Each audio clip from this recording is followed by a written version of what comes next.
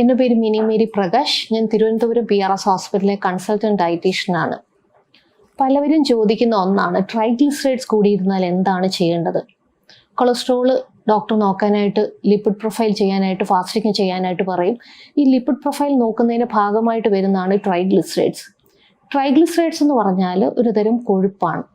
നമ്മൾ കഴിക്കുന്ന ഭക്ഷണം ശരീരത്തിന് ആവശ്യമുള്ളതിലും കൂടുതൽ ചെന്നാൽ ശരീരം അതിനെ കൊഴുപ്പായിട്ട് സ്റ്റോർ ചെയ്യും, ട്രൈഗ്ലിസറൈഡ്സ് ആയിട്ട് സ്റ്റോർ ചെയ്യും. ട്രൈഗ്ലിസറൈഡ്സ് പിന്നെ ശരീരത്തിലുള്ള ചില ഹോർമോണുകൾ നമ്മൾ ഇൻ ബിറ്റ്വീൻ മീൽസിൽ നമ്മുടെ ശരീരത്തിന് എനർജി വേണം ഈ ട്രൈഗ്ലിസറൈഡ്സ് എന്നാണ് എടുക്കുന്നത്.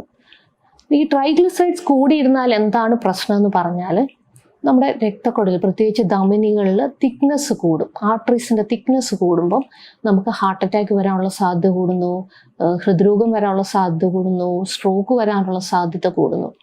ട്രൈഗ്ലിസറൈഡ്സ് പലപ്പോഴും നമ്മൾ രക്തപരിശോധന നോക്കിക്കഴിഞ്ഞാൽ ട്രൈഗ്ലിസറൈഡ്സ് 200 mg/dL കൂടുതൽ കാണുവാണെങ്കിൽ ഹൈ എന്നും, 500 mg/dL കൂടിയാൽ നമ്മളതിന് വെരി ഹൈ എന്നുമാണ് പറയുന്നത്.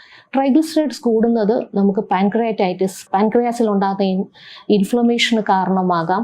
അതുപോലെ തന്നെ ട്രൈഗ്ലിസറൈഡ്സ് കൂടിയിരിക്കുന്നവർക്ക് പ്രമേഹം വരാം, ഹൃദ്രോഗം വരാം, ഹൈപ്പോതൈറോയിഡിസം വരാനുള്ള സാധ്യതയുണ്ട്. ഇതിന് ഓർക്കുക, ട്രൈഗ്ലിസറൈഡ്സ് കൂടിയിരിക്കുകയാണെങ്കിൽ നിങ്ങളുടെ ജീവിതശൈലിയിലെ ചില മാറ്റങ്ങൾ കൊണ്ട് തന്നെ നിങ്ങൾക്ക് ട്രൈഗ്ലിസറൈഡ്സ് കുറയ്ക്കാനായിട്ട് സാധിക്കും.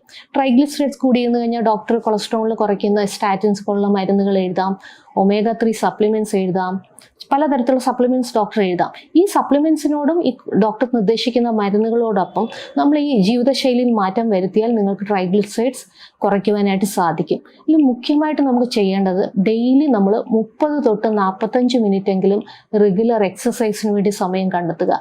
സമയമില്ലെങ്കിൽ നിങ്ങൾ ജോലി ചെയ്യുന്ന സ്ഥലത്ത് നിങ്ങൾക്ക് സ്റ്റെപ്പ് കയറാനൊക്കെങ്കിൽ പടിക്കെട്ടിൽ സ്റ്റെപ്സൊക്കെ ഇവിടെ കയറാനൊക്കെങ്കിൽ ഒരു ലിഫ്റ്റ് ഉപയോഗിക്കാതെ നമ്മൾ പടിക്കെട്ട് ഉപയോഗിക്കുക, പടിക്കെട്ടിൽ കയറാനായിട്ട് നോക്കുക. പിന്നെ അതുപോലെ തന്നെ നമ്മുടെ ജോലിയിൽ ഇടനേരങ്ങളിലൊക്കെ സമയം കിട്ടുമ്പോൾ കുറച്ച് നേരം അങ്ങോട്ടും ഇങ്ങോട്ടും നടക്കാനായിട്ട് ശ്രമിക്കുക.